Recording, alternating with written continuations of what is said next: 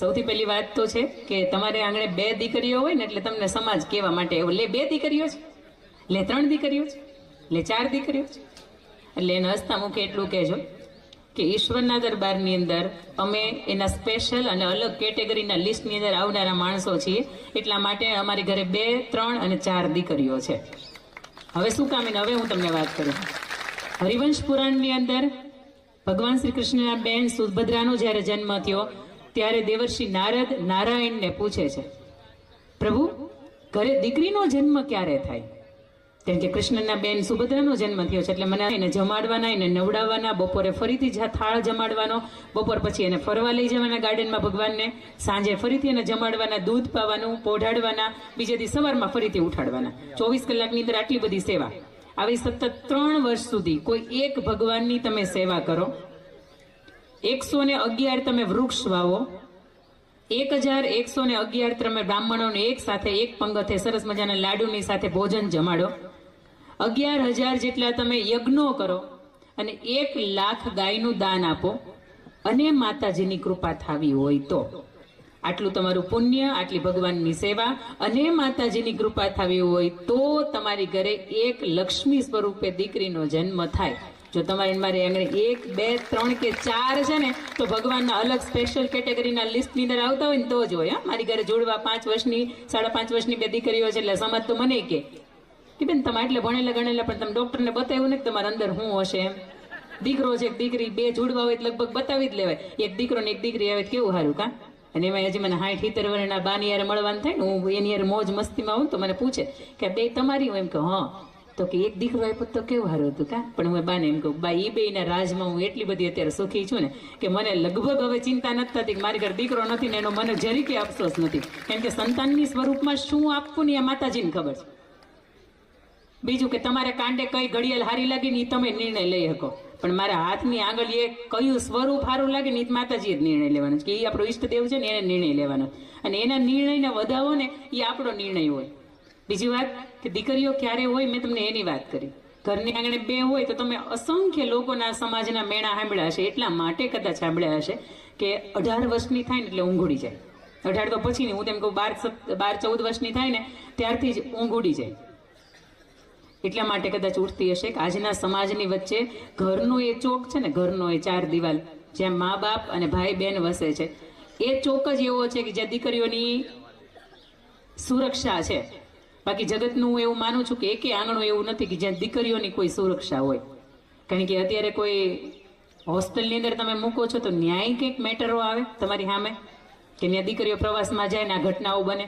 તમે કોઈ જગ્યાએ અપડાઉન કરવા મોકલો છો દીકરીઓને ભણવા માટે તોય રસ્તાની અંદર છેડતીના કિસ્સા આવે. તમે ગામની અંદર દીકરીઓ ભણતી હોય તોય તે નાતી જાતિની એક સાથે બધા બાળકો ભણતા હોય તોય પ્રશ્નો આવે. તો એમ થાય દીકરીઓ ભણાવી કે નહીં, દીકરીઓને ઘરની બહાર જવા દેવી કે નહીં. પણ આશાબેને ખૂબ મજાની વાત કરી ને કે એને એવી તાકાતવાળી બનાવો કે દેખાવી જોઈએ કે આ પાટીદારની જ દીકરી છે, નાનચાળો ન કરાય. અને જેથી સમાજને એક વખત આ અંદરથી ડર કરી ગયો ને કે આ પાટીદારની દીકરી છે, નાનચાળો ન કરાય, તે દિવસે મને એમ લાગે કે એસબીજી ગ્રુપ હોય તોય ભલે અને આપ સૌનું સંગઠન હોય તોય ભલે, એ તે દિવસે એની નોંધ આખું વિશ્વ લેતું થઈ જાય કે નહીં અહીંયા ચાળો ન કરાય. કારણ કે આની પાછળનું જે સંગઠન છે ને એ બહુ અઘરું છે. અને એની યારે બાંધું ને એની યારે તૂટું ને એની કરતાં બેટર છે કે બીજા કોઈ પણ દીકરીઓ હોય ને એને આપણી જંગલની અંદર ફસાવું, પણ આ સમાજની દીકરીઓને તો એની હાવ નહીં.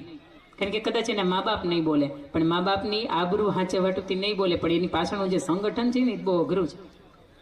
સમાજની અંદર આજે એક વર્ગ એવો જીવે છે કે એની પાસે ખાવા પીવાના નથી, પહેરવા ઓઢવાના નથી, અને સવારથી સાંજ સુધીમાં એ વિચારે કે ઇન્સ્ટાગ્રામ ઉપર 5, 10, 15, 20 આઈડી એવા તૈયાર કરું અને એવો મારી ઇમ્પ્રેશન એની સામે હું જમાવું કે આજની આ ભોળી દીકરીઓ છે ને એને હું મારી જંગલની અંદર કેવી રીતે ફસાવી લઉં.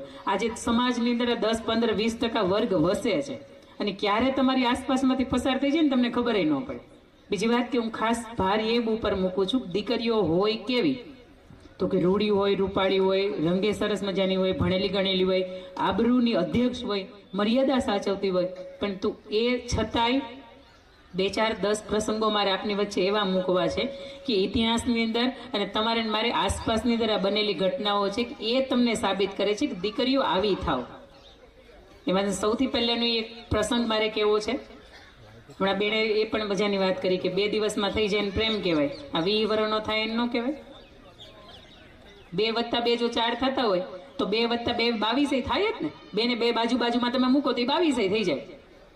પણ મૂળ વાત કે દીકરીઓ કેવી હોય, અને ખાસ મારે તમને કેવી છે કે સૌરાષ્ટ્રની રસધારની અંદર ઝવેરચંદ મેઘાણીને જો આપણે વાંચ્યા હોય તો એની અંદર આ ઉલ્લેખાયેલી ઘટના છે. કદાચ તમે એનું ભણ્યા હશો ને તો પાઠ્યપુસ્તકની અંદર પણ આ વાત આવતી હતી. કારણ આજની આ યુવા પેઢી બેઠી છે ને એના પાઠ્યપુસ્તકની અંદર આ વાત નથી આવતી. તમારે મારે હું ભણતો ને તો ચારિત્ર ઘડતરના પાઠ આવતા. આ એવી પ્રસંગ એવો છે કે તમને મને અંદરથી એક ખુમારી પડે કે નહીં, બાપ તરીકે જ્યારે એને આપણને હાંચવા હોય ને ત્યારે આપણે બાપ તરીકે જિંદગી ઘરના આંગણે જીવાય કેવી રીતે. સૌથી પહેલો પ્રસંગ એવો છે, અમરેલી જિલ્લાનું લાખાપાદર ગામ, ધારી તાલુકાનું લાખાપાદર ગામ, અને લાખાપાદરના સરપંચનું નામ લાખાવાળો.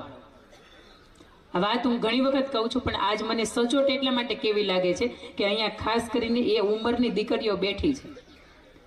લાખાવાળો અને લાખાવાળાની લાખાપાદરની બાજુનું એક થોડુંક ગામ અમરેલી જિલ્લાનું એટલે ગુંદાળા ગામ, અને ગુંદાળાનો આગેવાન, ગુંદાળાનો ગામ ધણી એટલે આપા દેવાત, ખૂંખાર બારવટીયો, સોરઠી બારવટીયા તમે વાંચો તો એની અંદર એની વાત તમને મળે.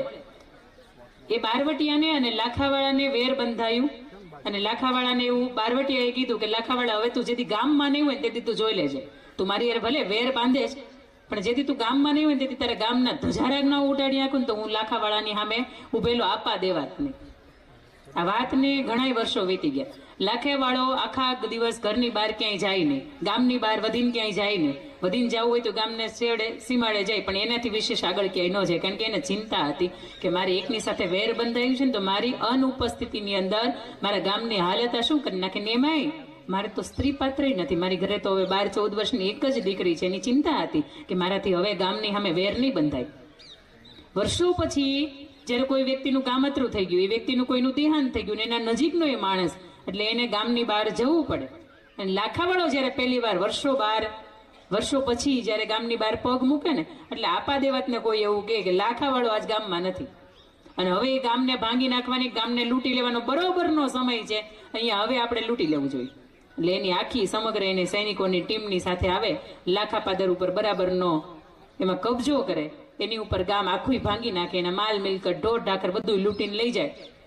આ વાતની દીકરીને ખબર હતી કે મારા બાપુ છે ને એને કોઈ વ્યક્તિની સાથે વેર બંધાયું છે.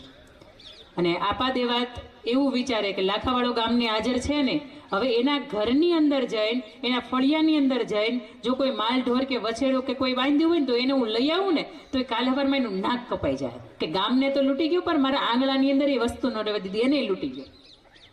આપા દેવાત આવે, ગામની અંદર આવે, ગામની અંદરથી એના ઘરની માલિપા આવે, એના ફળિયાની અંદર ઊભો એવું કે એ લાખાવાળા, આમ તો તું એવું કહેતો તો બહુ મોટી વાતો કરે છે કે મારી હાજરી અંદર મારા ગામને કઈ થવા ન દો, તું જો એક વખત મેં તારા ગામને ભાંગી નાખ્યું, તારા ગામની અંદર જેટલી સમૃદ્ધિ હતી હું લૂંટીને લઈ જાઉં છું, વૈધું તારું ઘર અને વૈધો તારો વછેરો, જેને તે બાંધ્યું છે ને તારા ફળિયાની અંદર એને પણ હું આજે લઈ જાઉં છું. તું જો, તને ખબર પડે કે ગામની અંદર કોકની અરે વેર કેમ બંધાય, પણ લાખાવાળા તારા કાંડાની અંદર એટલી તાકાત રહી નથી કે તું તારા ગામને બચાવી શકે.